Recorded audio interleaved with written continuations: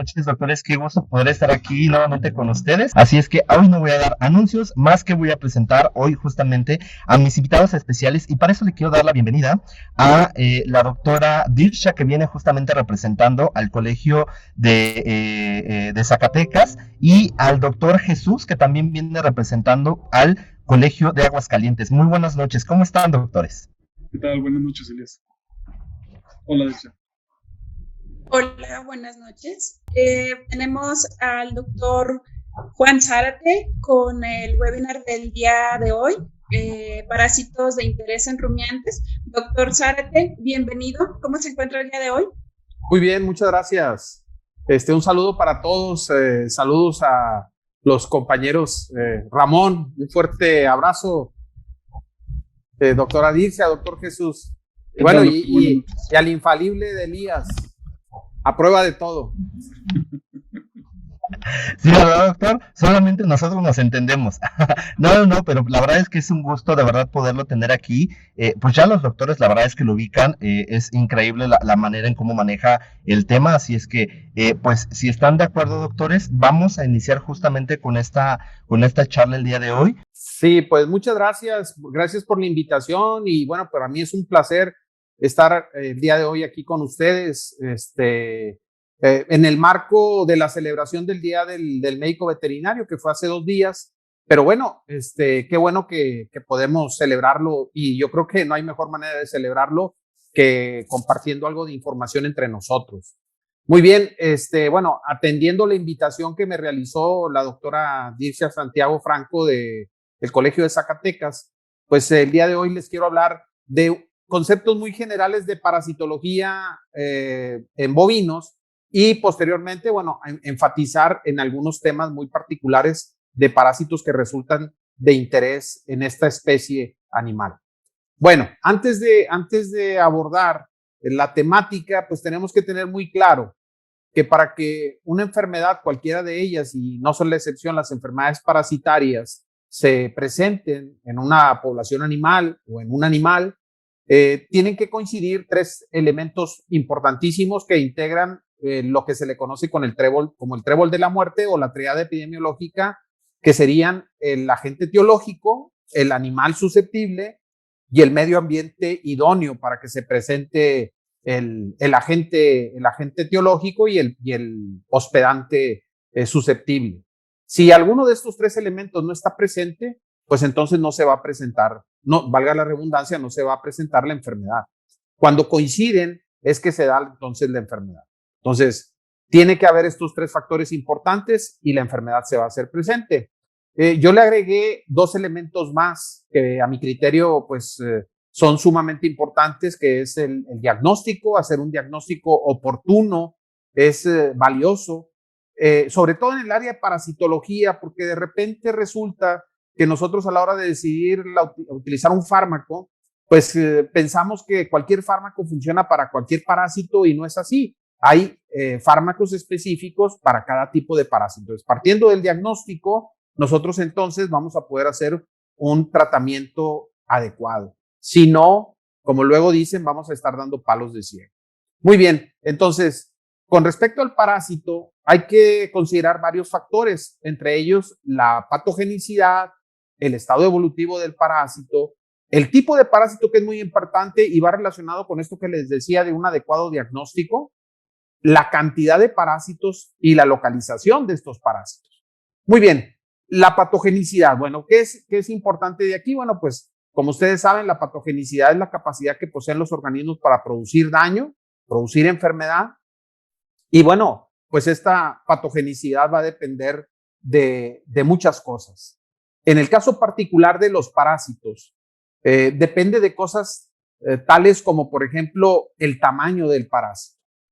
Suena evidente el hecho de que un parásito de gran tamaño que se aloja en una estructura de tamaño reducido o incluso cuando se encuentra en esa misma estructura, pero en un animal joven que va a tener lógicamente esa estructura más pequeña que un animal adulto, pues esto provoca una patogenia incrementada, ¿no? Por ejemplo, el caso de los ascaroideos que se localizan a nivel intestinal, pues son parásitos grandes, su tamaño es grande y están ubicados en el intestino y pues provocan una acción obstructiva importante.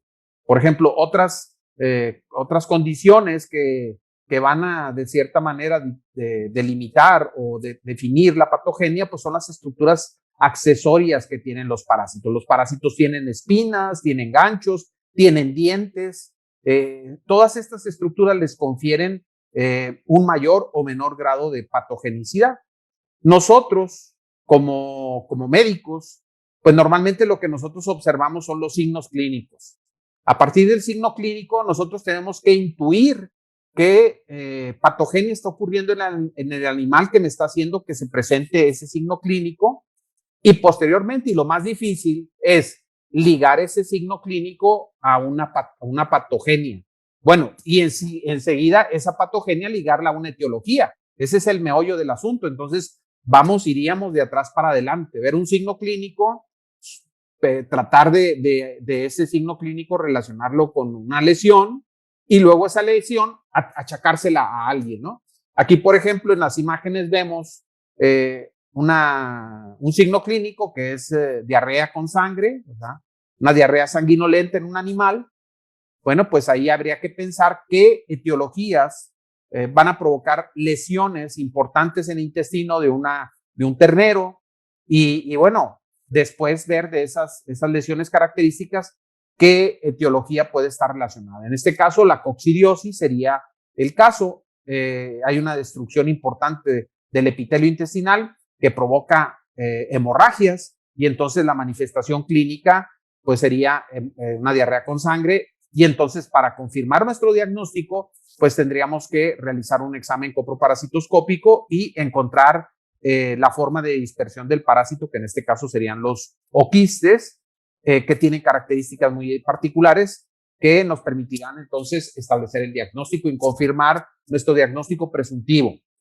Muy bien, otra patología, bueno, más bien la primera patología es la competición por los nutrientes. En este caso, esta es una característica muy importante de un grupo particular de parásitos que son los éstodos. Los éstodos lo que hacen es competir con el animal por los nutrientes. A nivel de intestino delgado, el animal lo que ingiera y lo que vaya a absorber, pues ahí va a tener un competidor muy cercano que va a ser el parásito que se va a estar alimentando del contenido intestinal a través de su tegumento, a través de su piel, y como son parásitos que alcanzan longitudes muy grandes, pues lógicamente esto incrementa la superficie de absorción y en consecuencia, pues el déficit o la carencia que provocan de nutrientes es muy importante. Fundamentalmente es de manera muy selectiva y no solamente en la especie bovina o en los rumiantes, borregas y cabras, sino que en cualquier especie animal,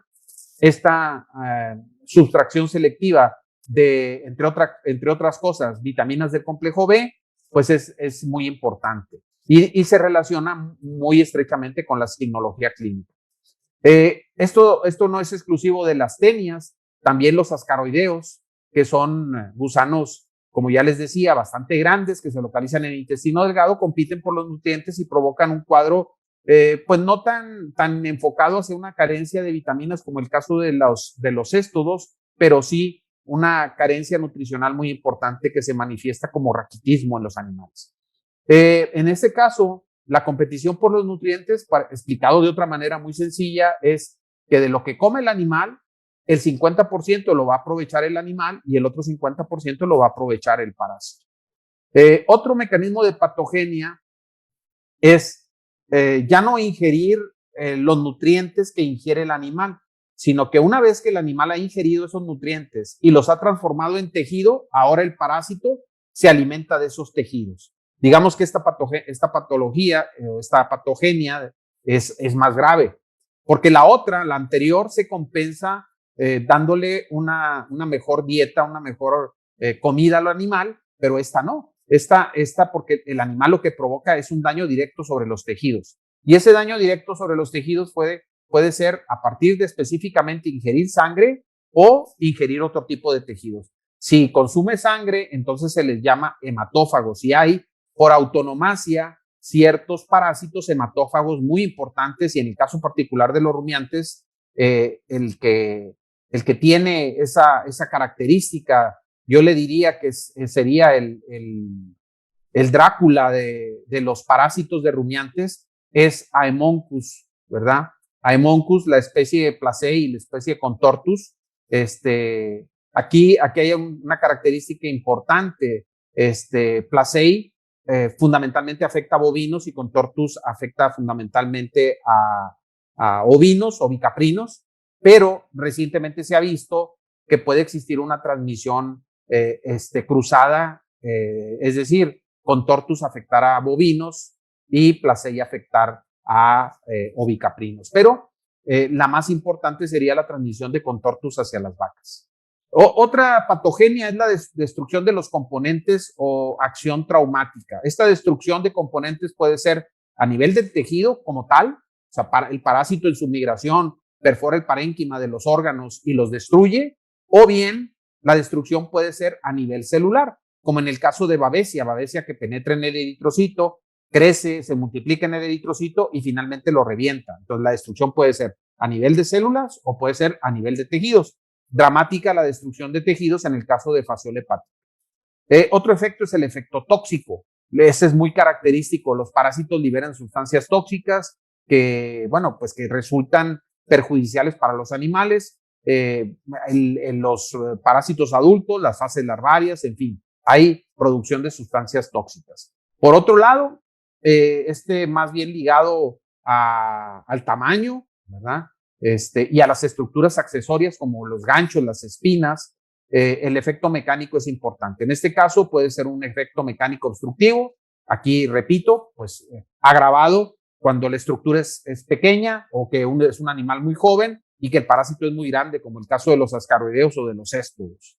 Un efecto irritativo, bueno, pues prácticamente todas las larvas y todos los parásitos presentes en el organismo de un animal lo van a irritar, van a desarrollar un fenómeno de cuerpo extraño que van a provocar un fenómeno inflamatorio en el sitio donde se encuentran. Un efecto compresivo, bueno, pues ese lo observamos con las fases larvarias, por ejemplo, los quistes de los cestos que se encuentran en los tejidos de los animales. Esto es muy evidente en los hospedantes intermediarios, que muchos céstodos de carnívoros, ¿verdad? Muchos céstodos que son, el perro actúa como hospedante definitivo, y los rumiantes actúan como hospedantes intermediarios, desarrollan fases larvarias que provocan este efecto compresivo. Es muy dramático, por ejemplo, el efecto compresivo de el cenuro cerebralis, por ejemplo, en borregas, que provoca pues una compresión importante del cerebro y bueno, una característica normal en cuanto a la marcha de los animales, en cuanto al comportamiento de los animales. Bueno, y el efecto perforativo que se da muchas veces porque el parásito lo que busca es asirse a la estructura en donde se encuentra y lo hace con tal firmeza o con tal avidez que a veces llegan a perforar. Esto ocurre con relativa frecuencia a nivel intestinal. El efecto mecánico obstructivo, bueno, pues sería esto como un embotellamiento, ¿no? El efecto mecánico irritativo es muy característico, por ejemplo, de los ácaros a nivel cutáneo. Ellos producen, bueno, su cubierta, la cutícula, resulta muy irritante para los tejidos, la saliva, las excretas de los ácaros resultan muy irritantes y entonces, pues vamos a tener prurito muy marcado en los animales. Efecto compresivo, ya les decía, las fases larvarias de los céstodos, por ejemplo, aquí es la fase larvaria de un céstodo que el adulto se encuentra en el perro y el intermediario se encuentra normalmente en las borregas, es Echinococcus. Afortunadamente aquí en México pues no es muy común, pero en países donde la producción ovina es importante, España, Francia, Nueva Zelanda, en fin, ahí este parásito pues sí que es un dolor de cabeza. El efecto perforativo, pues provocado por las estructuras de fijación de los parásitos y como les digo, va muy de la mano de la importancia que le dan los parásitos a fijarse a su órgano blanco, por ejemplo en el caso del intestino. Alteraciones tisulares, bueno, pues esto es muy evidente, por ejemplo, en fasciole hepática. Fasciole hepática provoca una hipertrofia, ¿verdad? Una hiperplasia, ¿verdad? Una colangitis hiperplásica, no una hipertrofia, una hiperplasia, muy característica que de hecho hace que se pierda la funcionabilidad del colangio, esta hiperplasia. Muy bien. Dentro de los efectos nocivos del parásito que afectan la nutrición, tenemos, por ejemplo, la reducción de la ingestión. El animal no tiene deseo de comer. ¿Por qué no tiene deseo de comer? Muchas veces es por el dolor. Nosotros lo notamos que a veces los animales no quieren comer, inmediatamente que les aplicamos un analgésico potente, empiezan y recuperan ese deseo de comer.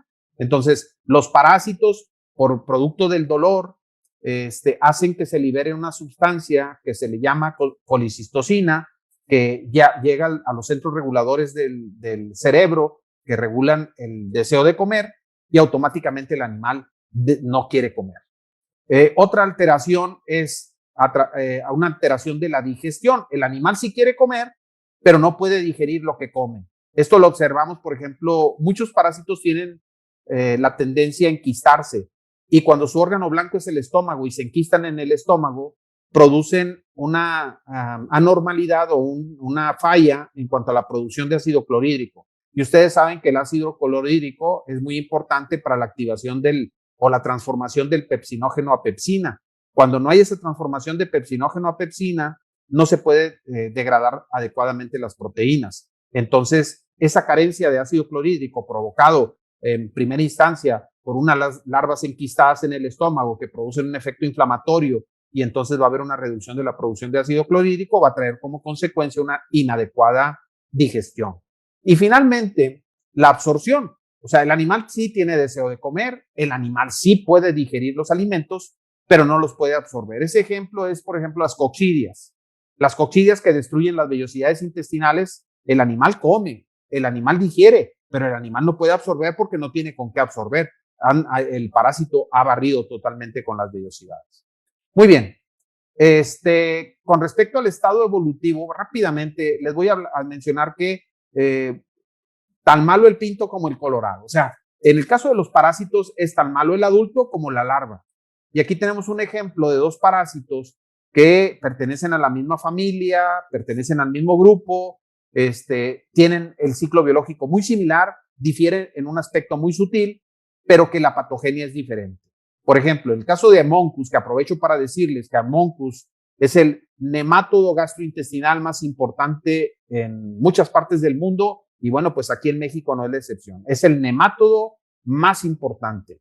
Haemoncus ingresa al organismo en forma de larva 3 y cuando llega al estómago se mete en la submucosa y ahí sufre transformaciones larvarias. Está en la submucosa, ya les dije que un parásito metido en los tejidos provoca una reacción de cuerpo extraño. Bueno, pues provoca una reacción de cuerpo extraño que provoca inflamación, pero sin embargo su permanencia es por unos muy pocos días o incluso cuando se prolonga mucho es por semanas, pero no va más allá, no llega a meses. Entonces, una vez que el parásito ha madurado, regresa al lumen del órgano y entonces se transforma en adulto. Pero el problema es que el adulto de este parásito consume una gran cantidad de sangre. Entonces, su efecto en su forma larvaria es muy noble, es muy leve, no provoca una reacción patógena tan grave como la provoca el adulto. El adulto consume 0.05 mililitros de sangre al día. Eso es súper importante. Tenemos el pariente de Haemoncus, que es Teladosargia. Aquí la diferencia es que Teladosargia no se queda poco tiempo metida en la submucosa, sino que se puede quedar hasta por meses. Al permanecer mucho tiempo en la submucosa, esa reacción de cuerpo extraño va a ser más grave que en el caso de Haemoncus. Y cuando el parásito regresa al lumen, se transforma en adulto, pero los adultos no son tan ávidos consumidores de sangre como Haemoncus. Entonces aquí, si comparamos las patogenias, tendríamos que las larvas son más patógenas en el caso de Teladosargia y los adultos son más patógenos en el caso de Haemoncus. La patogenia de Teladosargia radica en un efecto más grave en la producción de ácido clorhídrico. No hay una adecuada producción de ácido clorhídrico por esta inflamación crónica del abomaso. De hecho, provoca la famosa abomasitis nodular, que se caracteriza por una disfunción péptica y por ende va a haber una mala digestión de las proteínas. Ustedes le pueden dar el forraje de mejor calidad que quieran a estos animales, un forraje alto en proteína. El problema es que no van a tener con qué degradar esa proteína. Muy bien. Otras características es el tipo de parásito. Bueno, aquí tenemos que establecer en base al diagnóstico si se trata de un nemátodo, que es a veces me causa una preocupación importante el hecho de que al menos, por ejemplo, ahí en la facultad, alumnos que han egresado de la carrera, de repente, ahora con esto de las redes sociales y la facilidad de enviar imágenes por todos los medios, me envían imágenes para que trate yo de orientarlos con respecto a qué parásito es el que observaron en determinado animal. Y me mandan imágenes como esta, por ejemplo, preguntándome qué parásito es. Entonces, les digo, me causa preocupación porque, bueno, pues si vemos que es un parásito en forma cilindroide, pues innatamente sabemos que es un nemátodo. Si observamos un parásito como este tipo, que se ve aplanado dorsoventralmente y que su cuerpo está segmentado, pues se trata de un céstodo. Y yo les digo a ellos que, bueno, por ejemplo, aquí el caso del tremátodo, muy característico, que el hecho de llegar a una identificación muy burda, una identificación muy general, decidir si se trata de un nemátodo, de un platelminto, de un artrópodo, de un protozoario, es vital, es importante, porque en base a eso yo voy a poder establecer un tratamiento que sea efectivo. Aquí, bueno, les presento algunos trabajos, bueno, de ahí de la facultad, en donde reportamos los parásitos que más encontramos de las muestras que llegan allá al laboratorio, en un periodo ahí del 2008 al 2012, y pues la mayoría fueron nemátodos, un porcentaje importante fueron coccidias, un porcentaje más bajo fueron céstodos, y particularmente dentro de los nemátodos, pues algo que lo separamos del resto de los nemátodos es el caso del trichuris. Este es un trabajo más antiguo reportado por el doctor Iván Rodríguez de Yucatán. Y bueno, pues ustedes saben, las condiciones de Yucatán difieren de las condiciones de donde yo vengo, que es Nuevo León.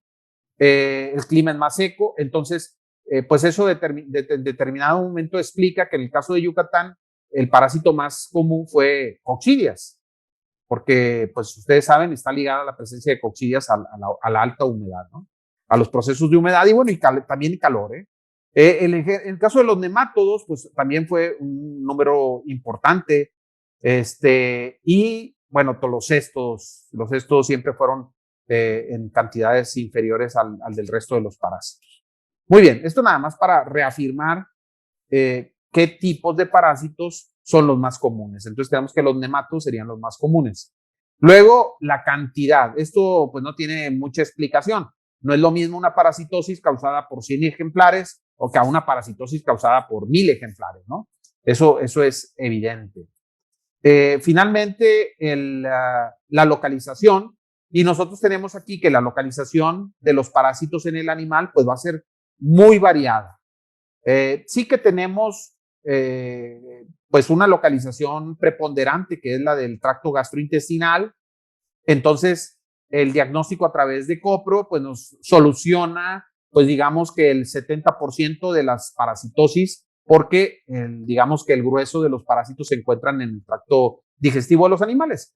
Pero hay otros que se encuentran fuera del tracto digestivo. Afortunadamente hay otros que están fuera del tracto digestivo, pero que finalmente sus formas de dispersión, los huevos, son eliminados por el tracto digestivo, como el caso de los gusanos pulmonares, que sus huevos son eliminados por el tracto digestivo, o incluso los gusanos, bueno, el caso particular de fasciola hepática, que a pesar de estar en el hígado, sus formas de dispersión salen por vía digestiva. Muy bien. Con respecto al animal, ¿qué podemos decir? Bueno, pues con respecto al animal es importante la edad. La mayoría de las parasitosis graves se dan en animales jóvenes, son el grupo etario, digamos que más susceptible. Vemos aquí una tabla comparativa entre animales jóvenes y animales adultos, y vemos como siempre la proporción de parásitos es más elevada en los animales jóvenes que en los animales adultos. Esto lo explica la inmunidad adquirida. ¿verdad? Los animales, conforme se van desafiando con los parásitos, pues van adquiriendo inmunidad. Estado nutricional. El estado nutricional es fundamental.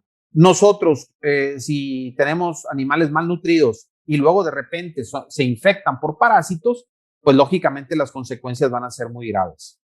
Aquí tenemos un trabajo, un experimento que hicieron en donde hicieron un grupo de animales, más bien 3 grupos de animales que tuvieron un peso inicial muy similar, ¿verdad? Una fluctuación de 2 kilos, pero más o menos estaban ahí parejones. Y luego les dieron 3 tratamientos diferentes. Por ejemplo, el primer grupo le dieron pastura sin mejorar y no le dieron tratamiento antihelmíntico. El segundo grupo le dieron pastura mejorada, forraje de buena calidad, pero no le dieron tratamiento antihelmíntico. Y el último fue el ganador, ¿verdad? Al que le dieron pastura mejorada y aparte le dieron tratamiento antihelmíntico. Luego valoraron el peso final y determinaron cuál diferencia de peso fue la mejor. Y la diferencia de peso mejor, indudablemente, fue la de aquellos animales que recibieron pastura mejorada y que además se les dio tratamiento antihelmíntico. Pero si nosotros comparamos el peso, ¿verdad? Si nosotros comparamos el peso entre los animales que recibieron pastura mejorada y sin tratamiento antihelmíntico y aquellos que recibieron pastura mejorada con tratamiento antihelmíntico, podemos ver que la ganancia de peso solamente mejorando la calidad del alimento fue muy buena. Entonces, eso nos habla de que un animal bien nutrido lo prepara o se prepara para poder hacerle frente a las parasitosis. Eso también es importante. Muy bien. Factores estresantes. Bueno, en rumiantes, ¿qué factores estresantes puede haber? Ustedes lo saben, pues el confinamiento, por ejemplo, cuando nosotros aglomeramos a los animales y sobre todo, bueno, por acá en el norte se utilizan mucho corral de engorda, ¿verdad? Y ya se sabe el manejo en corral de engorda, bueno, pues que hay que lotificar a los animales por peso, hay que separarlos por sexo, en fin. Pero cuando no tenemos en consideración este tipo de cosas, pues ahí tenemos problemas, ¿verdad? Bueno, en este caso, pues hay peleas ahí entre los animales y esto provoca estrés. Entonces, la aglomeración es un factor importante, el destete, desde luego que es un factor estresante, el confinamiento de los animales, en fin, todos estos factores estresantes son sumamente importantes e influyen en el resultado final de la susceptibilidad hacia los parásitos. Muy bien, la resistencia, bueno, pues esto no voy a abundar mucho. Ustedes saben que los Bos taurus son más susceptibles que los Bos índicos. Los Bos índicos por naturaleza son más resistentes y las cruzas entre Bos taurus y Bos índicos incrementa esa resistencia.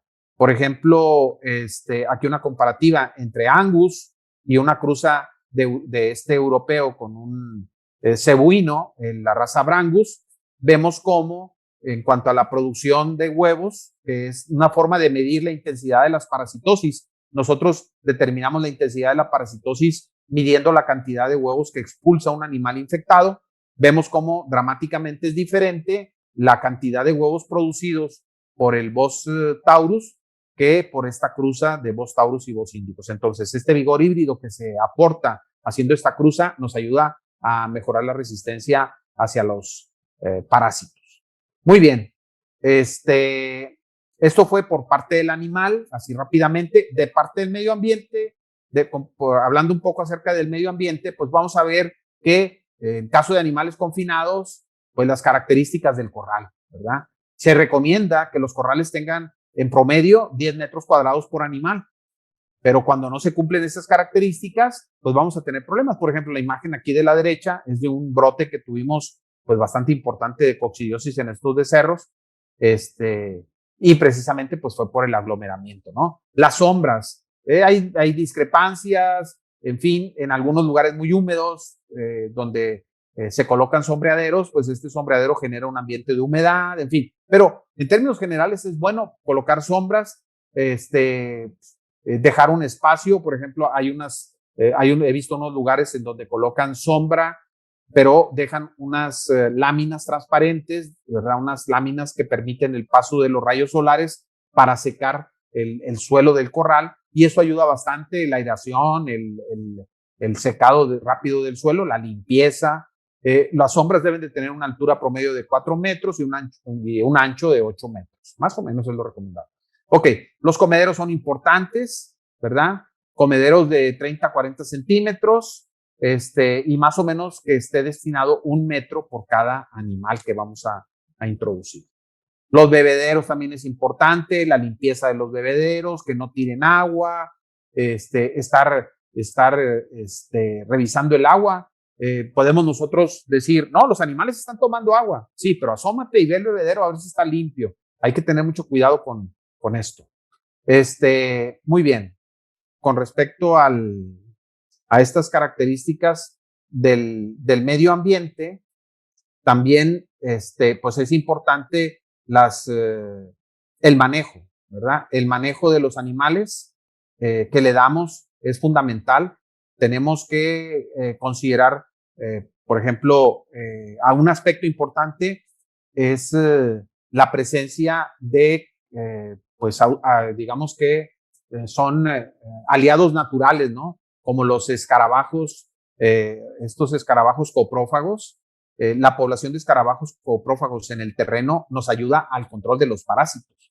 Es muy sencillo, la biología del escarabajo es hacer una bolita de excremento y esa bolita de excremento enterrarla, y al enterrarla prácticamente lo que hace es inactivar a los parásitos. Esto aunado a que permite la fertilización del terreno. Entonces los escarabajos son muy importantes. Aquí hay que tener cuidado porque, bueno, en promedio un bovino se calcula que defeca entre 25 y 30 kilogramos de heces, hasta que puede llegar hasta 45. Entonces el excremento se convierte en se convierte en el problema, porque en el excremento es donde están las formas de dispersión de los parásitos, pero lo podemos ver que esto puede ayudar, la presencia de escarabajos, a la incorporación del excremento en el suelo. Y bueno, pues en lugar de verlo como un problema el excremento, lo podemos ver como un aliado, ¿no? Y bueno, pues es malo que existan cantidades bajas de escarabajos. Por ejemplo, aquí, evaluando 3 parásitos, voy a recalcar lo que ocurre con Haemoncus. Se realizó un conteo de huevos, ¿verdad? De estos parásitos en el excremento de bovinos, en terrenos donde había una población incrementada de escarabajos, y la cantidad que se encontró fue de 320 huevos por gramo. Y en el caso de una población disminuida de escarabajos, pues se encontró 800 huevos por gramo de este parásito. Entonces, lo que quiere decir aquí es que la presencia incrementada y normal, ¿verdad? La incrementada y la normal de poblaciones de escarabajos ayudan a disminuir las poblaciones de parásitos, ¿verdad? Es increíble, a veces tú llegas a la pasta y ves en la entrada, hay un lado del falsete, ves un excremento de estos de vaca, ¿no? Ves que empiezan a llegar ahí los escarabajos, vas, haces el manejo o la visita, te puedes tardar, no sé, un par de horas, y cuando sales ya no está el excremento, ya desapareció. Bueno, pues porque se han encargado de diseminarlo los escarabajos. Aquí es importante hacer énfasis que muchos tratamientos son tóxicos para los escarabajos. Por ejemplo, la ivermectina puede resultar tóxica para los escarabajos, entonces hay que tener cuidado ahí.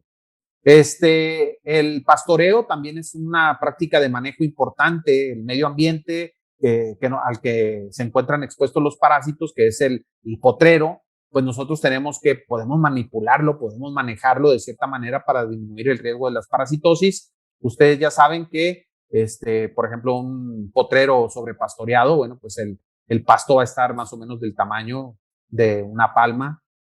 Un subpastoreado, pues va a estar el pasto ya muy, muy grande, y digamos que un término medio sería el ideal.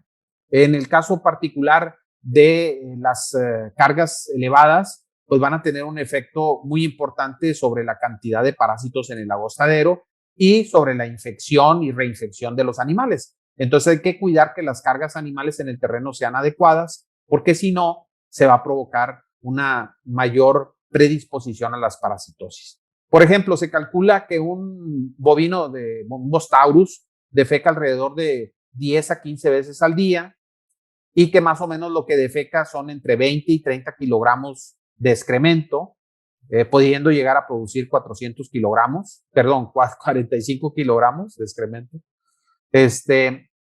Y bueno, yéndonos a 30 kilogramos, que produjera 30 kilogramos al día.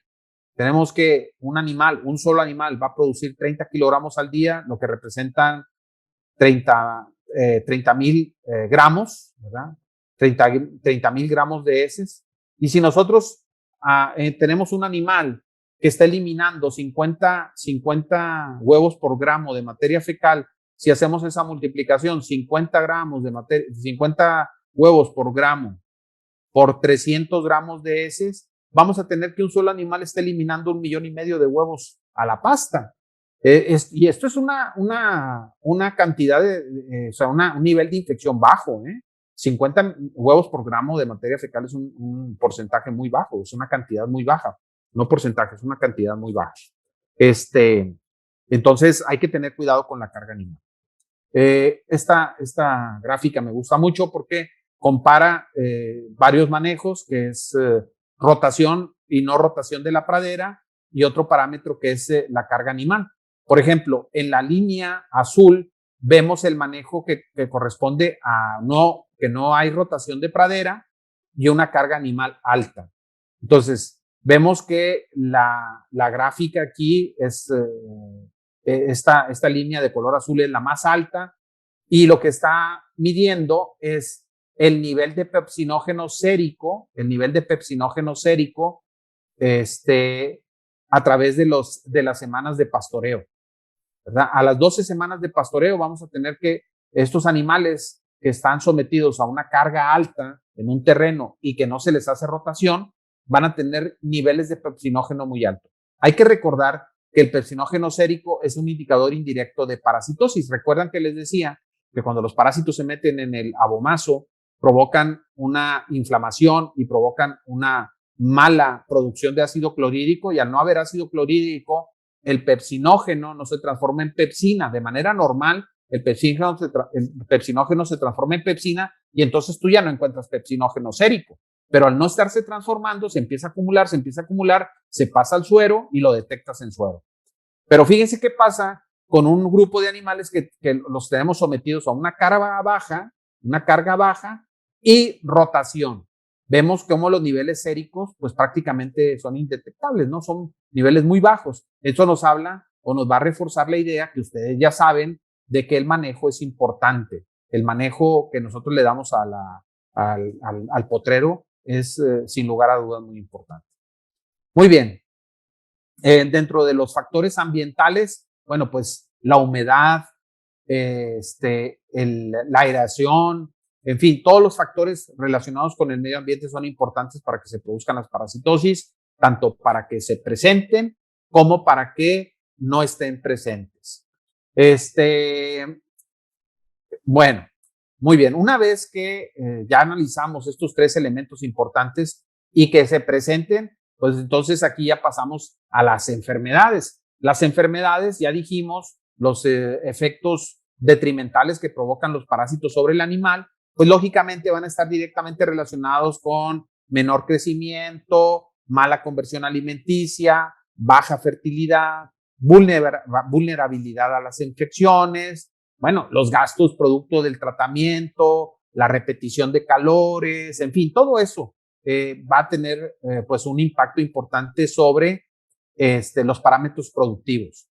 Aquí esta imagen son tractos genitales de hembras, ¿verdad? Son úteros de hembras, jóvenes vaquillonas, Aberdeen Angus, que tienen parásitos comparadas con animales de la misma edad, pero que no tienen parásitos. Ven cómo el desarrollo uterino pues es diferente y pues lógicamente todo está relacionado con esa deficiencia nutrimental que sufren los animales parasitados. Aquí tenemos, bueno, aquí es importante mencionar el hecho de un parámetro que se mide mucho en parasitología, que es la reducción del conteo fecal de huevos. La reducción del conteo fecal de huevos lo ideal es que sea del 95% después de que yo aplique un tratamiento antihelmíntico. Es decir, yo a un animal, el día que lo voy a tratar, voy a considerarlo como el día cero. El día cero, el día que yo le aplico el tratamiento, le tomo un examen de excremento y lo analizo y mido la cantidad de huevos presentes en esta muestra fecal. Posteriormente, en promedio, a los 14 o 21 días, le vuelvo a hacer un examen coproparasitoscópico a ese animal y vuelvo a contar la cantidad de huevos presentes en el segundo muestreo. La diferencia entre el primer muestreo, el muestreo del día cero, perdón, y el muestreo del día 21, esa diferencia tiene que ser superior al 95% para considerar que el fármaco funciona. Si no es superior al 95%, el fármaco no está funcionando. Un estudio realizado en Argentina demostró que el efecto de reducción del conteo fecal de huevos por ejemplo, del ricobendazol, ¿verdad? Del ricobendazol fue del 27%.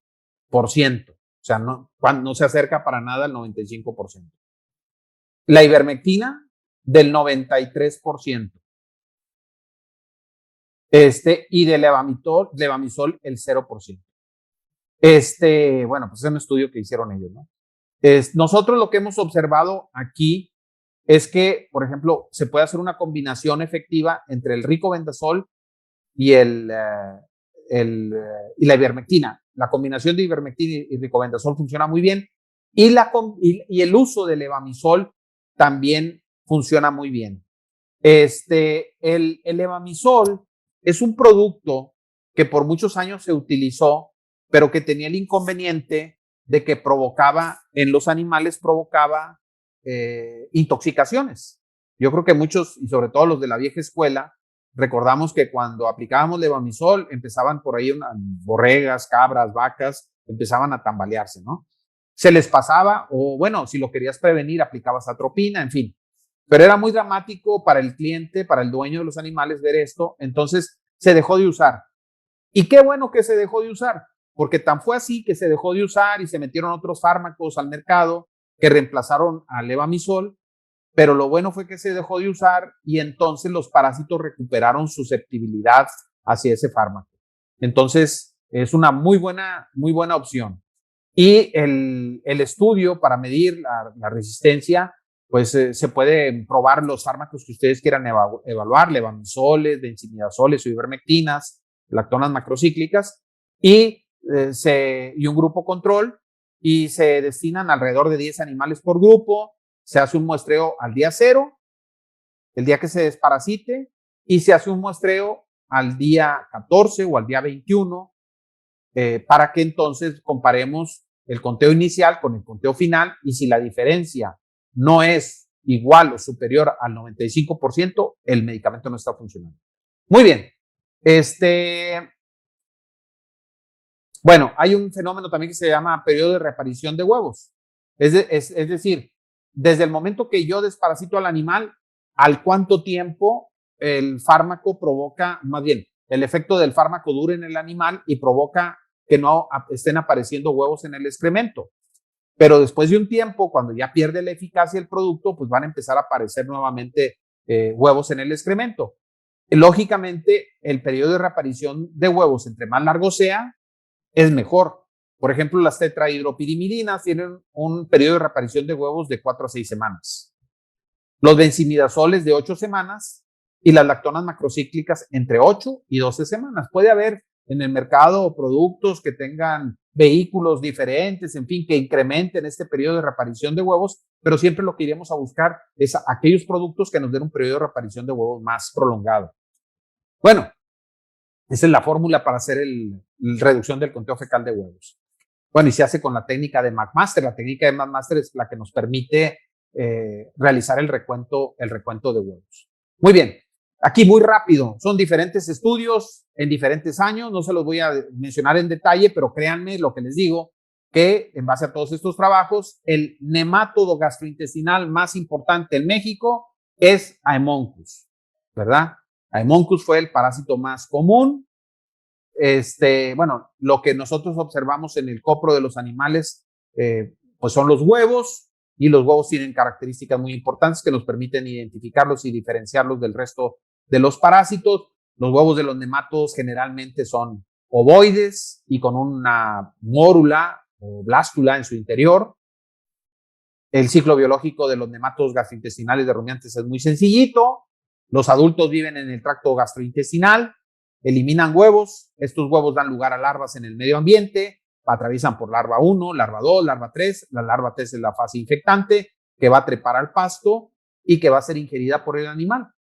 El periodo prepatente, más o menos en promedio, el periodo prepatente es de, el periodo prepatente va a ser de 21 días, ¿verdad? Para los nemátodos gastrointestinales el periodo prepatente es 21 días.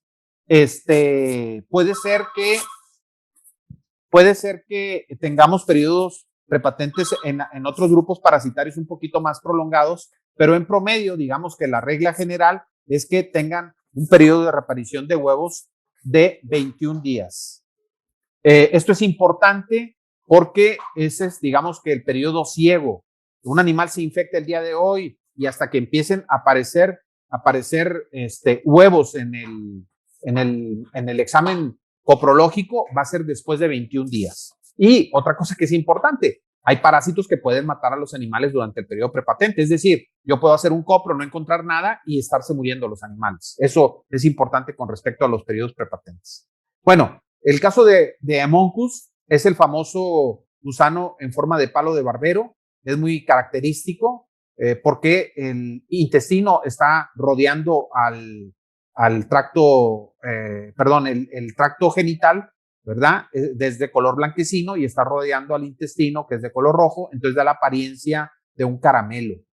Es un parásito, pues su principal patogenia es una acción hematófaga importante, por lo tanto provoca anemia, anorexia, gastritis, heces oscuras en los animales, aunque bueno, pueden ser rojizas y luego obscuras, y como ya lo dijimos, el periodo prepatente es de 21 días. Estas imágenes, por ejemplo, esta imagen de aquí es de unos ovinos que me invitaron a ver una explotación en donde se estaban muriendo los animales, y lo que le llamaba la atención a este ganadero era el hecho de que recientemente había desparasitado a los animales, o sea, los había desparasitado y los había vuelto a desparasitar en un lapso de un mes.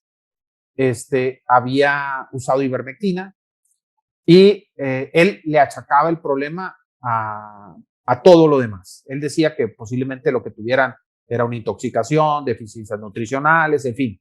Pero cuando fui a revisar a los animales, pues les vi todos los signos cardinales de una parasitosis, que era anemia, un baja de peso, la región del periano sucia, las mucosas pálidas, la piel quebradiza, la lana quebradiza, eran borregas, edema en la papada, y entonces, hasta incluso a la hora de hacer la necropsia, y bueno, por aquí anda Ramón, especialista en patología, mi amigo Ramón, de la comarca lagunera, ahí pues un poquito por la premura, no revisé nada más y me fui directamente al abomazo, porque el órgano blanco de este parásito es el abomazo y todo me hacía pensar que el problema estaba ahí y efectivamente, pero cuando yo abrí el abomazo, se lo mostré a mi amigo, le mostré el estómago de los animales a mi amigo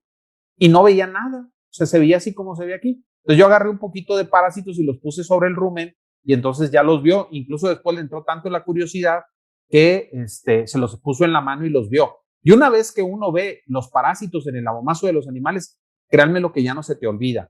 Y el problema era ese, el problema era Haemonchus resistente a la ivermectina. Muy bien.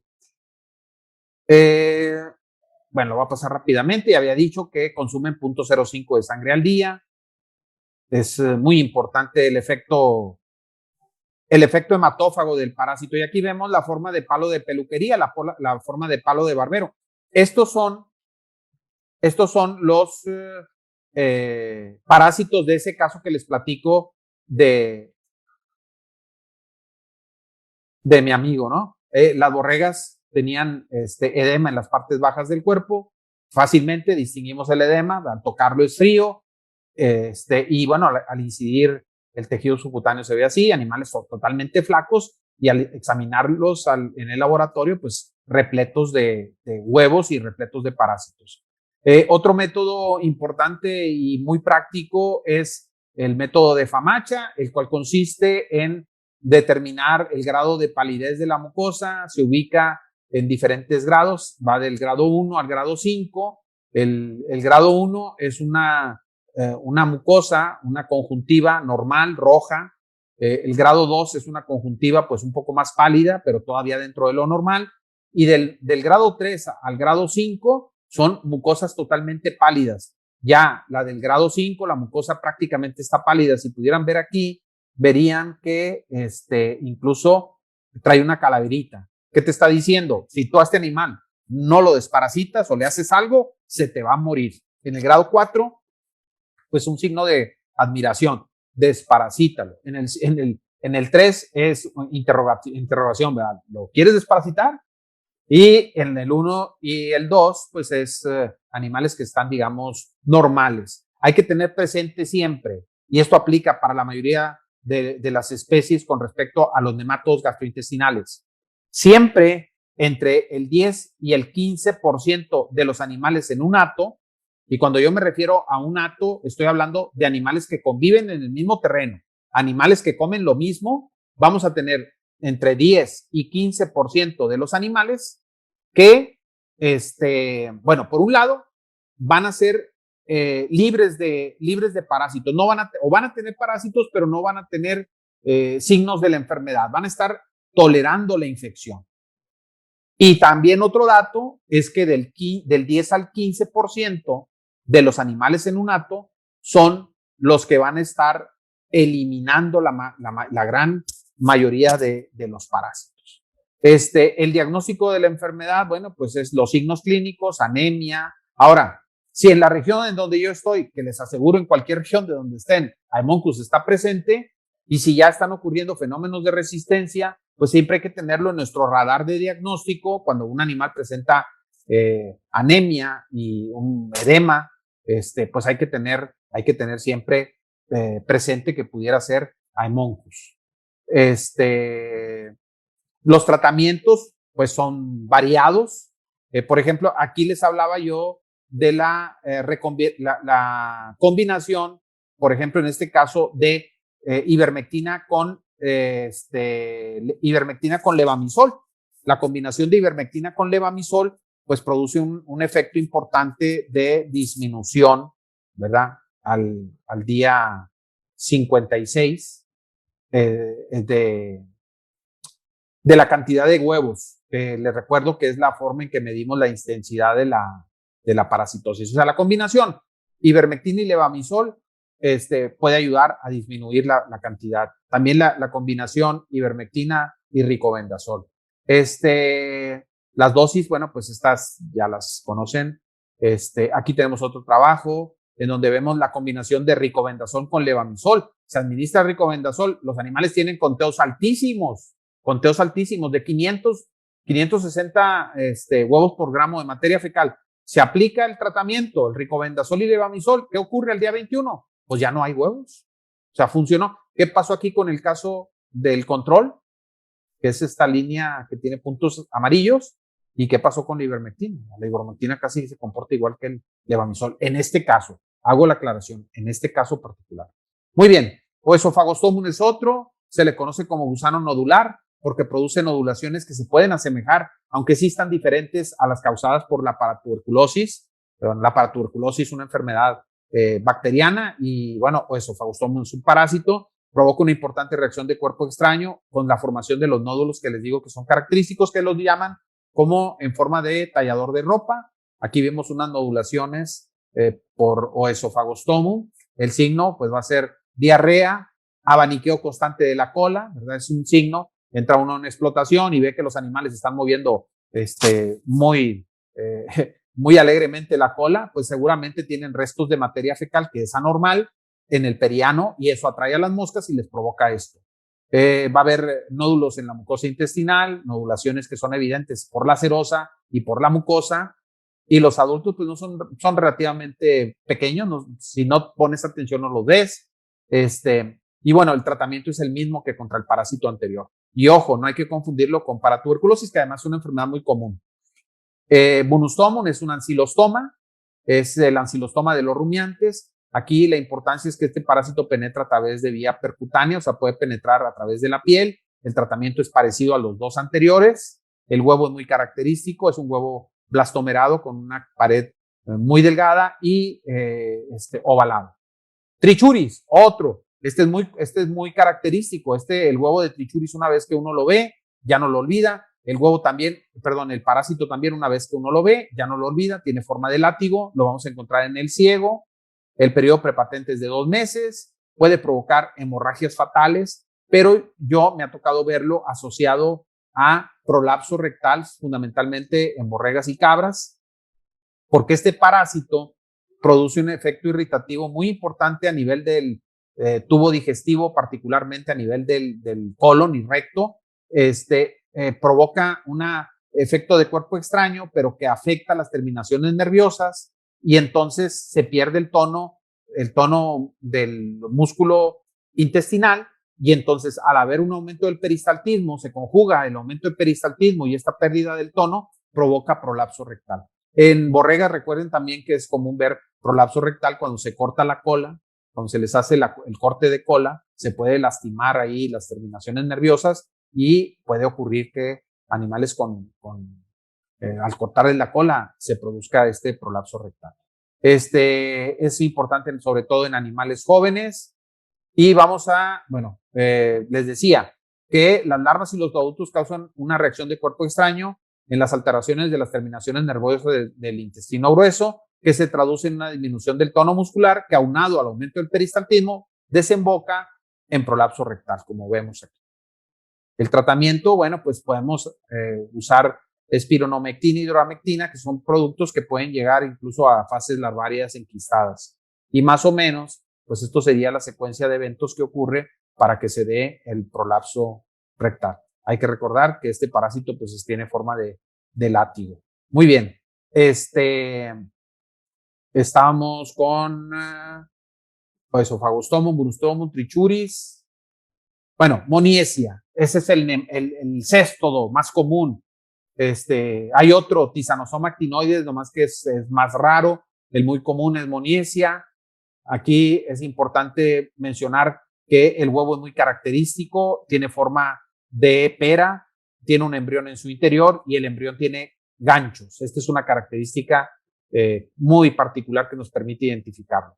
Ahora, el parásito adulto se encuentra en el intestino delgado, elimina proglótidos que salen con las heces, parecieran granos de arroz. Hay que tener en cuenta que, por ejemplo, nosotros, fíjense nada más, al pensar que tenemos un parásito que mide varios metros en el intestino delgado.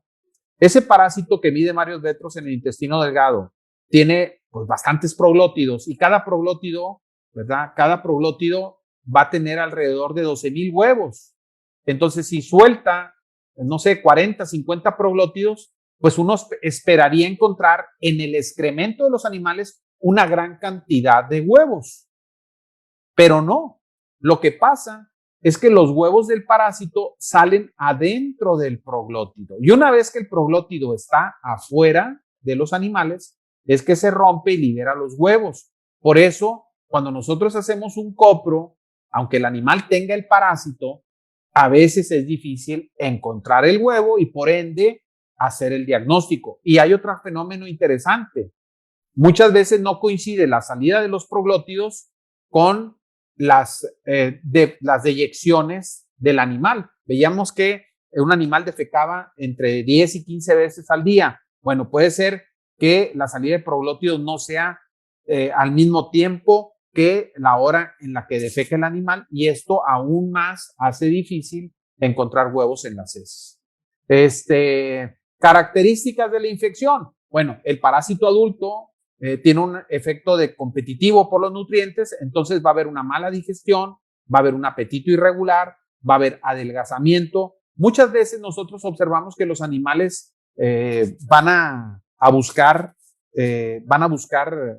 alimentos distintos a los que normalmente, o incluso a morder o a lamer huesos o acúmulos de minerales en el suelo o tragar tierra directamente, ¿no? Por estos problemas carenciales que provocan este tipo de parásitos. En los rumiantes también provoca una deficiencia de vitaminas del complejo B, que eso es muy importante. Hay que también tener en cuenta que su ciclo biológico es un ciclo biológico indirecto, es decir, el rumiante es el definitivo y el intermediario es un ácaro. Entonces, cuando nosotros nos olvidamos de eso, de los ciclos biológicos, si son directos o si son indirectos, podemos hacer un inadecuado manejo del problema. Si nosotros sabemos que este parásito tiene un ciclo biológico indirecto y que el hospedante intermediario es un ácaro, mientras nosotros no controlemos el ambiente, este problema se va a seguir repitiendo. Me ha tocado varios casos en algunas explotaciones donde está presente este parásito. Nosotros entonces vamos a observar que el problema continúa y va a continuar hasta que nosotros no hagamos algo con el ambiente. Entonces hay que controlar al ácaro. Yo sé que es difícil, existen alternativas, por ejemplo, el cambiar los animales de terreno o directamente quemar la pasta. El periodo prepatente es de 40 días y, como les digo, se desarrolla la fase larvaria en los ácaros. Los signos clínicos: baja de apetito, baja de la rumia, crecimiento anormal en los animales jóvenes, se acuestan y se levantan constantemente, presentan un lomo arqueado, hacen esfuerzos por defecar, abdomen distendido, cola levantada, trastornos intestinales, caracterizados por meteorismo, diarrea, dolor abdominal, en fin. Bueno, aquí vamos a ver también problemas neurológicos. Y estos problemas neurológicos son debidos a la carencia de vitaminas del complejo B. Como ustedes saben, las vitaminas del complejo B son fundamentales para la integridad y el adecuado funcionamiento del sistema nervioso. Muy bien. Bueno, pues las lesiones son de carácter irritativo por la presencia del parásito en el intestino. El diagnóstico es relativamente fácil cuando los huevos están presentes en el excremento, ¿verdad? Pero la probabilidad de encontrarlos, pues es, como les digo, es baja. El diagnóstico diferencial, bueno, pues con problemas nutricionales fundamentalmente o con otros parásitos. El tratamiento aquí es distinto, por eso les digo que el diagnóstico tiene que ser preciso, porque si no, vamos a estar dando palos de ciego. Afortunadamente hay productos que funcionan contra nemátodos y funcionan contra cestos. El caso particular de los benzimidazoles, el febendazol, el albendazol, el oxtendazol, estos productos funcionan bien contra céstodos y funcionan bien contra nemátodos, pero el tratamiento de elección es el praziquantel. Como les decía, controlar la presencia de los escarabajos, de los ácaros, perdón, en el ambiente es fundamental. Bueno, creo que ya lo último, dentro de los protozoarios importantes en rumiantes tenemos a las coccidias, ¿verdad? Es un dolor de cabeza, son parásitos muy persistentes en las explotaciones lecheras no se diga. Es un parásito que requiere una temperatura y una humedad relativa elevada para que sus oquistes se vuelvan infecciosos. Estos oquistes pueden durar en el medio ambiente infecciosos hasta por un año, soportan la congelación, la desecación, el calor excesivo los inactiva. Existen varias especies del género Eimeria que son patógenas o muy patógenas para los rumiantes, como Bovis y Suerni. Las infecciones no generan inmunidad, ese es un problema. Un animal se infecta y se puede reinfectar. Y normalmente la enfermedad clínica la vamos a observar en animales jóvenes, hasta el año de edad más o menos, y los animales adultos generalmente quedan como portadores. Y este es un problemón, porque los animales adultos que son portadores les van a estar transmitiendo la enfermedad a los animales jóvenes. Muy bien. Y bueno, pues ya lo explicaba al inicio, ¿verdad? Este parásito se caracteriza por una destrucción importante del intestino delgado, que tiene que ver con su ciclo biológico. El parásito penetra en las células, se multiplica en el interior de las células, se generan grandes cantidades de fases evolutivas del parásito. Por ejemplo, los merozoitos se generan en grandes cantidades. Estos merozoitos penetran a nuevas células, las destruyen, y luego los merozoitos de segunda generación penetran a nuevas células y los destruyen, y así de manera exponencial. Luego las fases sexuales del ciclo, los microgametos y los macrogametos, también penetran a las células y las destruyen. Finalmente, el huevo, que crece adentro del enterocito, cuando ya está maduro, rompe el eritrocito. Entonces, el enterocito. Entonces, imagínense ustedes, la destrucción de células es muy, pero muy importante. Características del huevo de las coccidias. Bueno, pues tiene una estructura que se llama tapón del micropilio, que nos sirve mucho para hacer la identificación. Aquí nada más es así de manera muy rápida y se los voy a resumir aquí. No se los voy a explicar en detalle porque está medio tedioso, pero les quiero decir que si un animal ingiere miloquistes, y miloquistes pueden ir en un sorbo de agua o en un bocado de alimento, pueden ir miloquistes de coccidia, se le van a destruir finalmente hasta 5 metros de intestino. Es decir, la posibilidad de que una infección por este parásito provoque la muerte de un animal es mucha. Solo del 10 al 15 de los animales que están infectados van a presentar signos de la enfermedad. Eso pues también es importante, porque, bueno, pues imagínense, es como lo que está pasando ahorita con el COVID, ¿verdad? No todas las personas presentan signos de la enfermedad y sí la pueden transmitir. Así, aquí ocurre exactamente lo mismo. Los signos principales son anorexia, pérdida de peso, diarrea, que va a variar.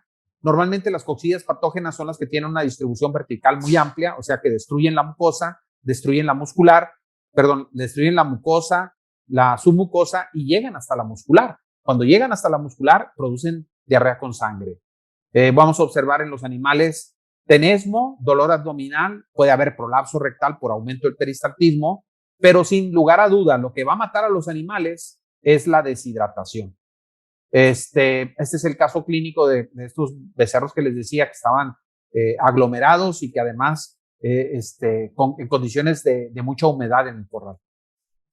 En estos animales encontramos recuentos de 88,000, 21,000, 6,000 y 3,000 quistes por gramo de materia fecal. Imagínense, liberaban una gran cantidad de huevos. Eso quería decir que tenían una gran cantidad de parásitos adentro. Eimeria bovis y Eimeria suernis son las especies más comunes en animales estabulados. Por ejemplo, en ganado lechero son las más comunes. Y en el caso de agostadero, el Eimeria albamensis. Entonces, esto es importante tenerlo en cuenta. Las tres son muy patógenas, pueden causar la muerte, como les digo, por deshidratación, por complicaciones secundarias con bacterias y pues un animal incluso después de que se recupera, que era lo que les decía, que es importante, puede quedar como portador sano y seguir eliminando el parásito.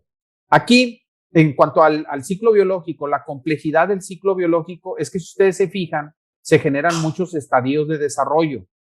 Por ejemplo, tenemos el trofozoito, ¿verdad? Bueno, primero tenemos al esporozoito. El esporozoito penetra las células, se transforma en trofozoito. El trofozoito a su vez se transforma en merozoito de primera generación, en merozoito de segunda generación o en merozoito de tercera generación, dependiendo del tipo de coccidia, que después estos merozoitos de tercera generación se van a convertir en micro y macrogametos y luego estos micro y macrogametos se van a convertir en cigotos.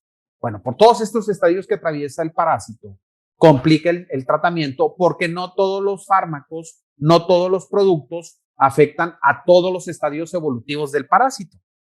De tal manera que si ustedes no tienen la suerte cuando utilizan un producto que solamente afecta al trofozoito o un producto que solamente afecta a los merozoitos, si ustedes utilizan un producto que nada más afecta a ese estadio evolutivo y resulta que en el ciclo ya no se encuentra en ese estadio evolutivo o la mayoría de la población de parásitos no están en ese estadio evolutivo, el tratamiento no va a servir de nada. Afortunadamente, existe un producto que es el toltrasuril, que este producto es muy efectivo para todos los estados evolutivos del parásito. Aquí hicieron una comparativa entre el toltrasuril, el diclasuril y un grupo control en ganado Holstein, y midieron la cantidad de oquistes por gramo de materia fecal que eliminaban los animales. Y vemos cómo drásticamente, comparado con el control, 500 oquistes contra 47 oquistes del grupo tratado con toltrasuril, y en el caso de chanina, de la raza chanina, lo mismo, toltrasuril 52 oquistes y el control chanina casi 500 oquistes. Entonces vemos cómo dramáticamente baja la cantidad de oquistes en el caso de toltrasuril. Nosotros aquí en Monterrey encontramos diferentes tipos de coccidias, afortunadamente no las más patógenas esto es en caprinos, afortunadamente no son las más patógenas las que encontramos. Existen muchos productos a base de toltrasuril. Con respecto a los tratamientos en general, bueno, pues existen múltiples productos, el espectro de acción pues es variado. Afortunadamente ahora podemos hacer combinaciones de compuestos. Sabemos que, por ejemplo, el levamisol, que tiene el inconveniente de que puede provocar intoxicación en los animales, pues ahora resulta una alternativa valiosa en lugares donde durante mucho tiempo se ha dejado de utilizar este compuesto. Pues bueno, básicamente, no sé cómo andemos con el tiempo, pero básicamente era lo que el día de hoy yo les quería compartir.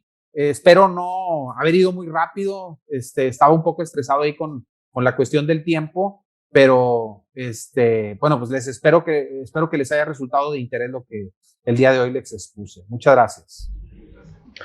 Perfecto, excelente, doctor. Ahora sí, quiero darle la bienvenida al doctor Ramón Alfredo Delgado, que justamente viene pues representando a la comarca lagunera. Muy buenas noches, doctor, ¿cómo está? Muy bien, saludos a todos ustedes. Qué gusto, doctor, verlo por acá.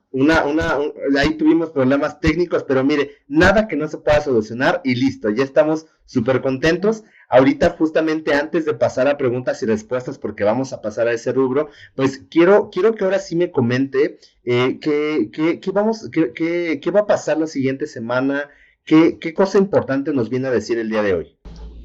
Sí, ok. Sí, nada más, bueno, muy buenas noches.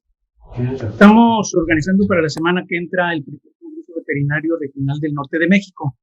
Esto es la región norte de la Federación de Colegios y Asociaciones de Médicos Veterinarios de México, que incluyen a Durango, Chihuahua, Coahuila y la comarca lagunera. Estos 4 colegios conforman esta organización.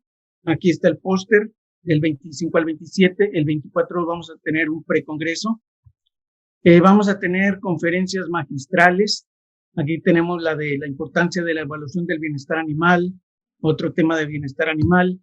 Vamos a tener un importante tema que es la telemedicina en México, que es algo que vamos a tener que retomar en estas fechas, en esta forma de trabajar nueva. Tenemos conferencias, foros y conferencias de zoológico, de perros, gatos, de animales no convencionales. Otro aquí, perito veterinario, aves de combate, producción de medicina forense, producción en bovinos de carne, producción en bovinos de leche. Creo que ya es así de cortita. Pero nos salimos de aquí ya.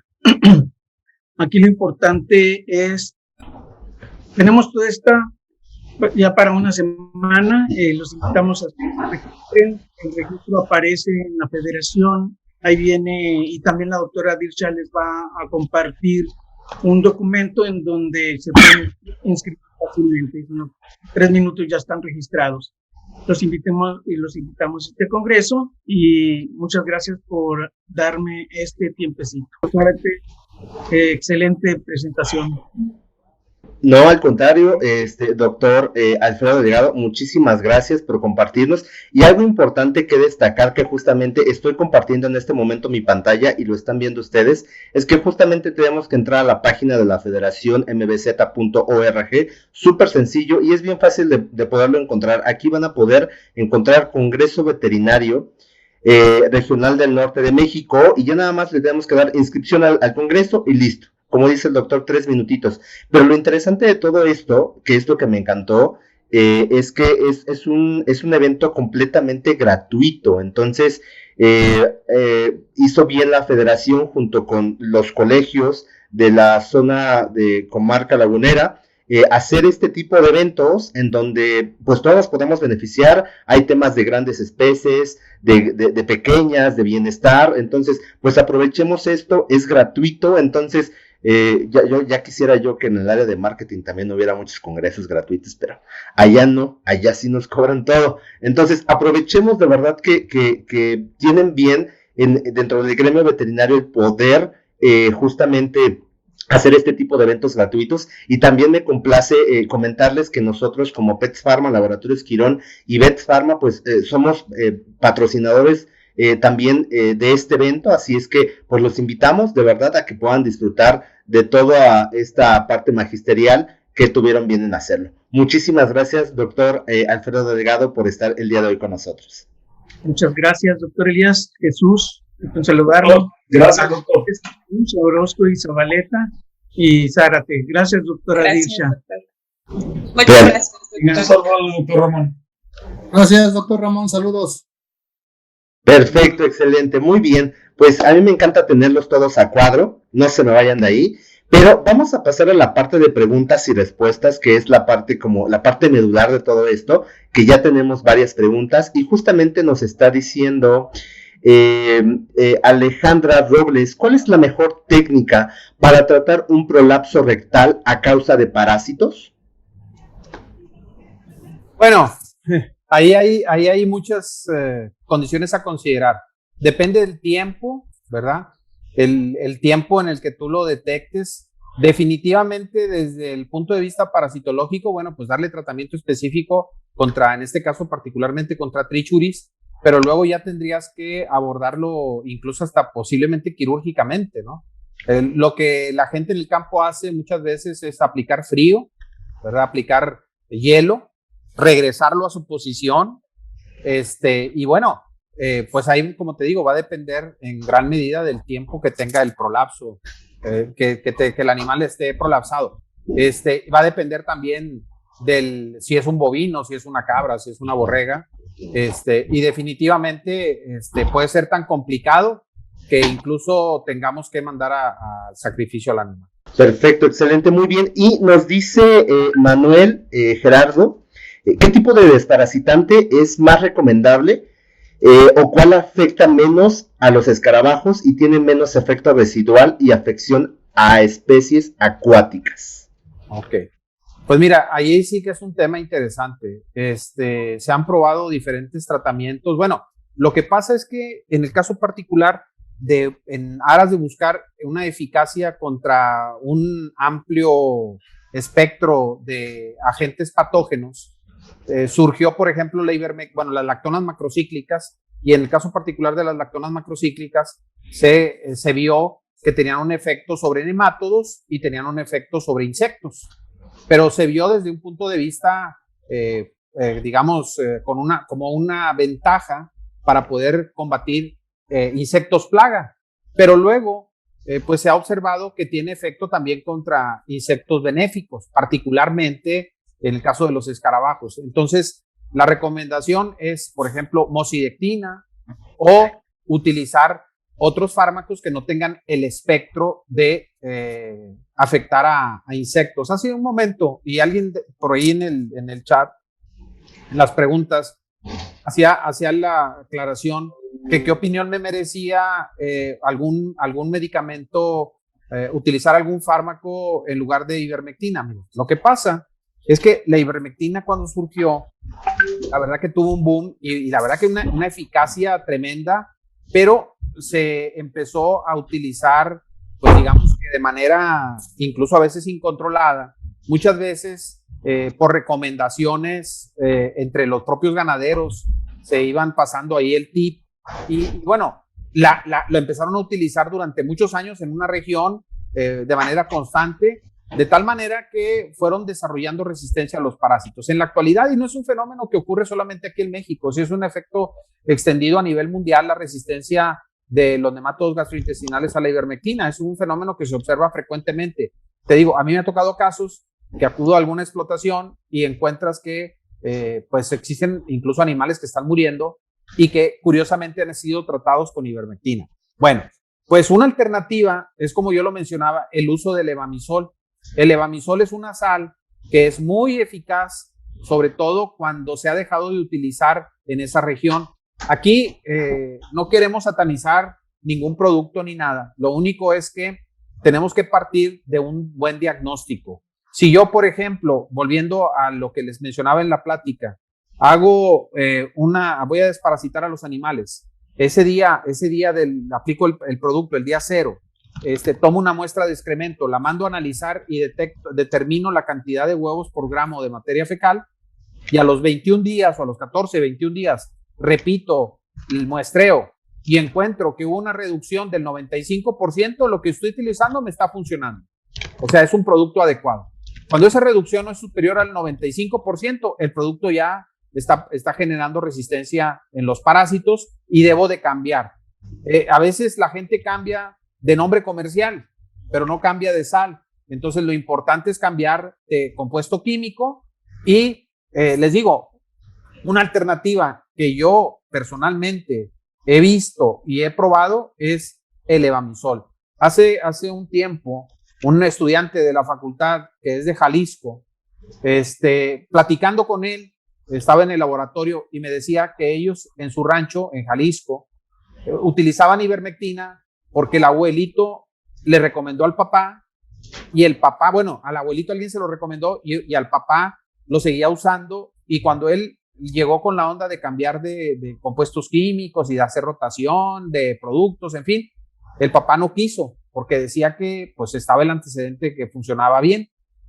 Cuando yo le dije, hazle una prueba a tu papá, dile que si tienen posibilidades, pese a los animales y haga un grupo control, haga un grupo con ivermectina y haga un grupo con levamisol y luego platicamos. Y lo hizo a tal grado que después quisimos hacer ya algo más formal para poder hacer alguna publicación o algo de esto. Y el papá ya no quiso que regresáramos a la ivermectina. Decía que le estaba funcionando bien el levamisol y que iba a seguir usando el levamisol. Entonces, eso hay que tenerlo presente. Nosotros tenemos que hacer un buen diagnóstico, evaluar los compuestos y si no están funcionando, bueno, cambiar de sal. Perfecto, excelente, doctor. Pues justamente parte de las preguntas que tenemos aquí, pues ya me ayudó también a responderlas aquí y pues justamente como comenta el doctor, ¿no? Hay opciones que nosotros podemos estar teniendo en el mercado donde quizá, si bien es cierto, en algunos lugares el tema de ivermectina puede causar resistencia, puede ser que en algunos motivos también los sigan ocupando y les siga funcionando, pero ¿qué pasa si por alguna razón la ivermectina no les funciona a ustedes, aunque quizá a los demás sí? Pues bueno, tenemos la opción del levamisol, que también es una alternativa. Es importante para poder ocupar cualquiera de estos dos, tanto la ivermectina como el levamisol, el tema del diagnóstico. Aquí algo que tenemos que tomar en cuenta que nos dice el doctor es, el diagnóstico va a ser la base para que podamos determinar cuál de estos dos productos podemos estar ocupando, ya sea la ivermectina o el levamisol. Y justamente tengo ya aquí otra pregunta que nos están haciendo y nos dicen, María de Lourdes Alonso Herrera, ¿qué recomendación le da a los alumnos que lo están escuchando y que se encuentran cursando la materia de parasitología? Pues que pongan mucha atención en el curso, porque luego ahora con esto de la estrategia digital, me la paso hablando, creo que estoy hablando solo porque no me contestan las preguntas, no participan y siempre es uno o dos los que están. Entonces, mi recomendación es que pongan atención y que aprendan y repasen, bueno, que lean. Fíjate que hay una cosa aquí interesante. Yo, el material que genero para los estudiantes se los doy con anticipación, o sea, todo el curso ya lo tienen y les digo, léanlo antes de la clase. Y me encuentro con sorpresas de que no leen. Eso es un problema. yo creo que mira, y ahorita aprovechando esto del día del médico veterinario, nuestra profesión es una profesión que en la sociedad a veces está subvaluada. La gente no nos ve como profesionistas en muchos casos, porque la gente no tenía la sensibilidad. Cuando tú preguntabas a qué se dedicaba un médico veterinario, difícilmente te ubicaban a qué nos dedicamos.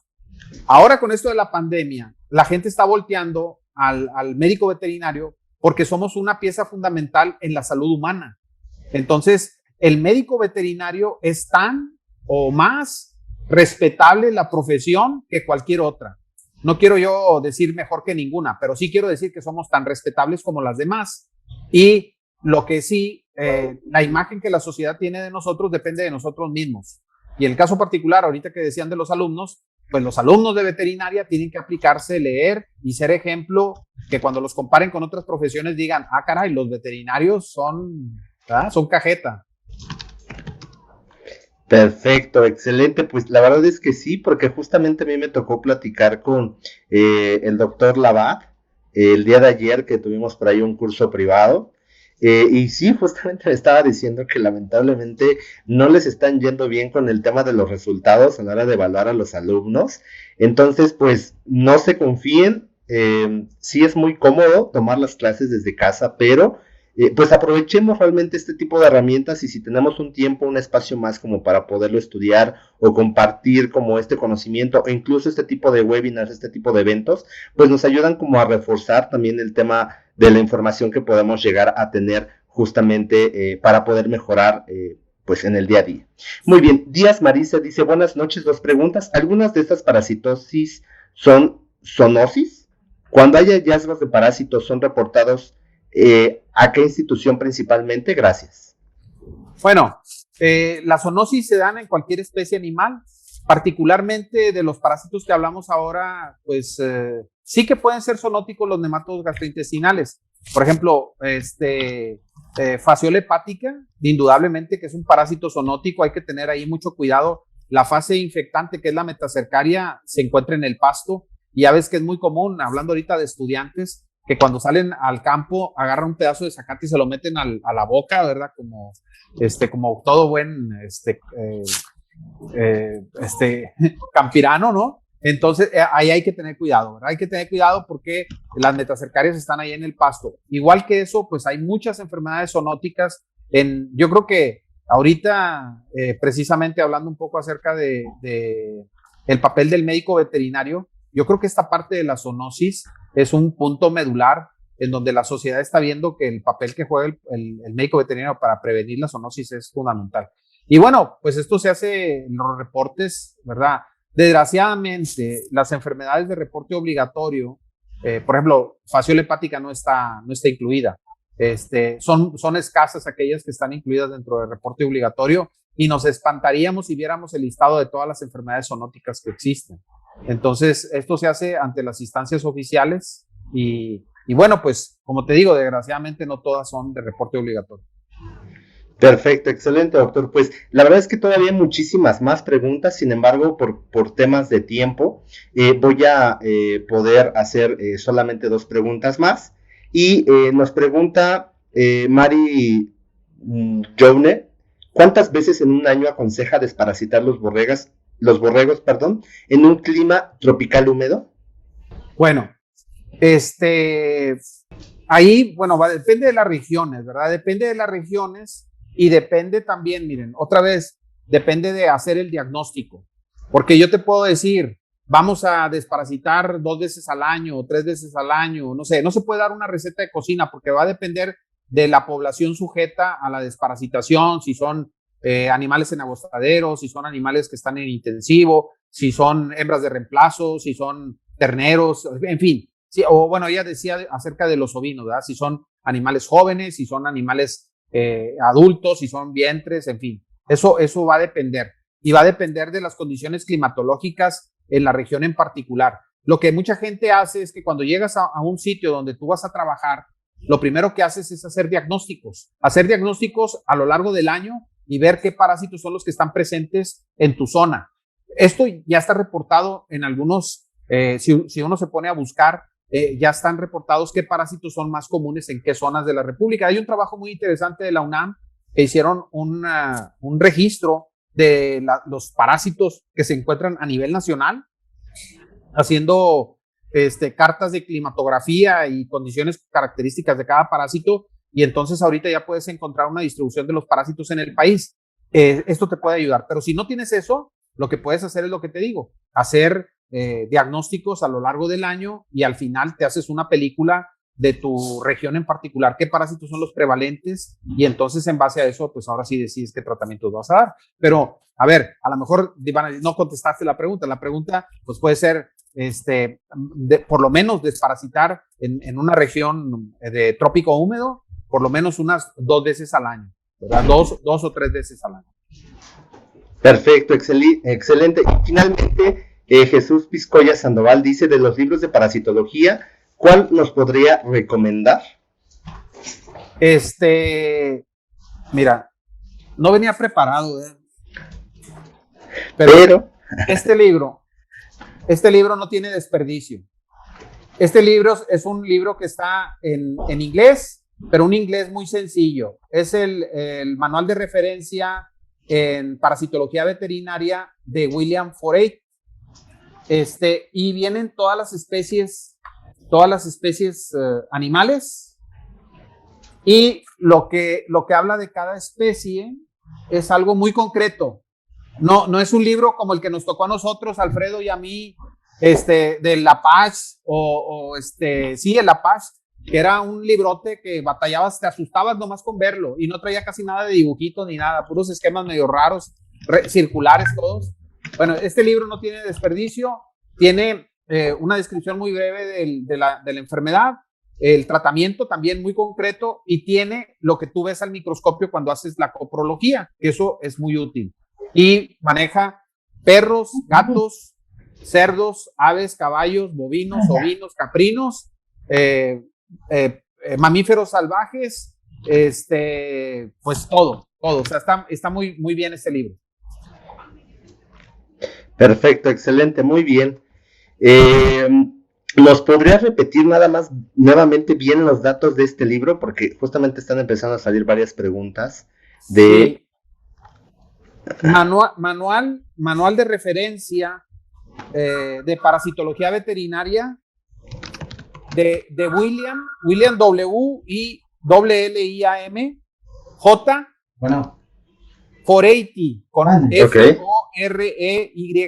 Forate. William Forate. Perfecto, excelente, muy bien, doctor. Pues muchísimas gracias justamente por esta charla tan interesante. Y pues bueno, también quiero saludar al doctor Jesús Zabaleta, que por cierto es nuestro ponente dentro de 8 días, así es que debemos de estar muy atentos. Va a hablar sobre un tema interesante. ¿Qué tal, doctor? ¿Cómo está? Muchas gracias, Elías, Irsha, Tocayo, el doctor Juan Zárate, el doctor Ramón Alfredo Delgado.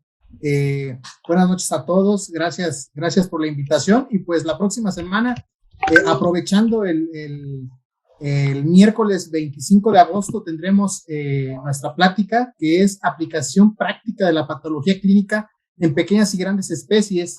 Entonces todos están invitados para que asistan a esta plática, y que creo que será bastante interesante para los que asistan.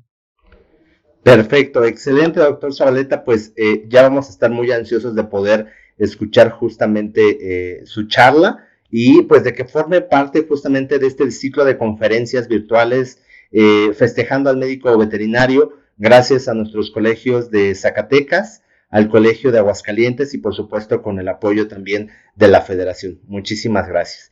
Y pues bueno, justamente para poder finalizar este evento, doctor Jesús, del Colegio de Aguascalientes, ¿algún comentario, algunas últimas palabras para poder finalizar este evento? El más grande agradecimiento por el evento no necesito comentarte el éxito que estamos teniendo, el éxito está a todas vistas, la participación, nada más esperar que se repita, esperar pronto podernos tener físicamente, todo lo ansiamos, y continuar, ¿no? Y esperamos pronto tener al igual que el doctor Ramón, tener algo regional, ¿no? Aquí en el centro occidente del país, ¿no? Doctora, es algo que nos gustaría mucho tener. Gracias, Claro que Elías. sí, hay que organizarlo. Gracias a Dircia por invitarnos realmente, por colaborar por invitarnos a participar en el Congreso, en este pequeño evento, y no me cabe más que el agradecimiento por colaborar con el colegio, a todos. Es todo. Perfecto, excelente, doctor. Pues ya saben que nosotros estamos puestos y cuando quieran, con mucho gusto les ayudamos a poder realizar un evento en donde podamos estarlos apoyando y donde podamos estar sumándonos sin ningún problema. Doctor Alfredo Delgado, ¿algunas últimas palabras para poder finalizar este evento? Nada más, gracias por su espacio que me dieron, breve, y un saludo ahí a todos ustedes y seguimos en contacto para seguir organizando este tipo de eventos y con gente experta como lo es el doctor Zárate, ¿verdad? Y también aquí tenemos a Zabaleta que va a dar una plática y vamos a estar presentes, manden la liga. Y doctor Orozco, un saludo también. Dirsha, gracias. Un saludo, doctor. Perfecto, excelente, muy bien. Doctor Zárate, como siempre, excelente su charla, un placer poderlo tener aquí. Y sus últimas palabras para poder finalizar este evento. No, para poder finalizar este evento. No. Por eso lo aclaré. Me asustaste. No, pues un placer, doctor Jesús, Dicha, Jesús, Alfredo. Muchas gracias por la invitación y bueno, pues tú sabes que es algo que nos apasiona y esperemos vernos pronto. Un abrazo a todos, que estén bien y cuídense mucho. Perfecto, excelente, muy bien. Y finalmente, y no menos importante, doctora Dirsha, que viene representando al Colegio de Zacatecas, palabras para poder terminar este webinar el día de hoy. Muchas gracias, Elías. Pues agradecerles a todos su participación, su asistencia, que nos han estado siguiendo en redes sociales, que también pues por Zoom han tenido el agrado de poderse conectar y de poder aprovechar estas conferencias, que sí hemos buscado gente muy experta. Muchísimas gracias, doctor Juan Zárate. Doctor Jesús Zabaleta, nos vamos a ver la próxima semana. Y pues muchísimas gracias por podernos compartir esos conocimientos que tienen. Doctor Jesús Orozco, muchas gracias por todo el apoyo, por toda la colaboración del Colegio de Aguascalientes, que nos han apoyado mucho en la difusión y en hacer este evento más grande y llegar a más médicos veterinarios. Doctor Ramón Alfredo Delgado, pues esperemos que próximamente también nos esté acompañando usted como ponente en otro ciclo de conferencias que vamos a organizar. Y como le decía el doctor Jesús Orozco de Aguascalientes, ¿no? Vamos organizándonos para también nosotros tener otro congreso regional en la región occidente. Va a ser de mucho agrado, Eli, que nos puedas apoyar, como siempre nos has estado apoyando. Gracias infinitas. Y bueno, aprovecho este espacio también para hacerles una invitación a un curso que vamos a tener de forma presencial en el estado de Zacatecas. Es un curso que se da a médicos interesados en obtener la autorización en rumiantes.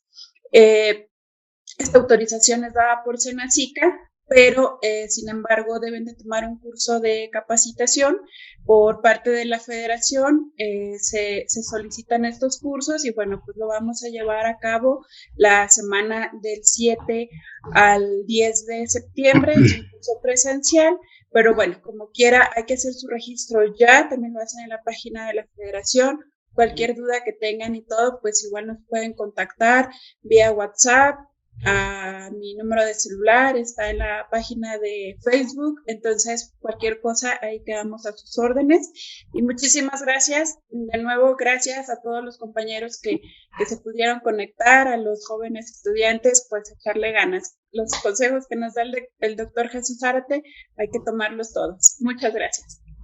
Y pues como saben, siempre cierro de la misma manera. Por favor, síganse cuidando. El tema de la pandemia es crucial, es un tema que no está cediendo, no va a ceder. Entonces nos debemos de seguir cuidando, tener las precauciones necesarias en nuestra clínica en cuanto al manejo de los pacientes, tanto los dueños de mascotas, y pues tengamos todas estas precauciones, no solamente con los dueños de mascotas, sino incluso con nuestro equipo de trabajo, porque recuerden que en casa siempre hay alguien que nos está esperando, ya sea la esposa, el esposo, los hijos, los hermanos, la mamá, el tío, algún familiar o incluso nuestras propias mascotas. Entonces, por lo tanto, de verdad, sigámonos cuidando mucho para que podamos vernos muy pronto, podernos estrechar la mano o por lo menos tener puño contra puño, ¿no? Pero de verdad, síganse cuidando. Muchísimas gracias por todo y les deseo de verdad que pasen una excelente noche.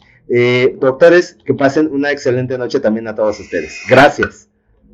Gracias, buenas noches. Gracias, buenas noches a todos. Buenas noches, gracias a todos. Hasta luego. Hasta luego, doctor. Hasta luego, que estén bien.